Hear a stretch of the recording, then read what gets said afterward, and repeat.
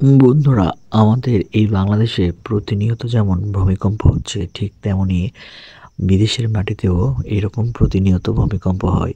এর মূল কারণ হচ্ছে এই রকমের আগ্নেয়গিরির সুপ্ত অবস্থা থেকে জাগ্রত হওয়ার কারণে।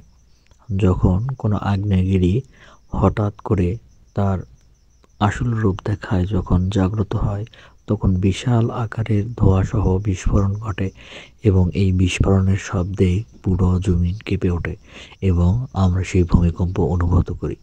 এটি হচ্ছে জাপানের সেই বিখ্যাত মাউন্ট ফুজি, যেখানে এত ভূমিকম্প সৃষ্টি হয় যে জাপানকে এই জন্য ভূমিকম্পের দেশ বলা হয়।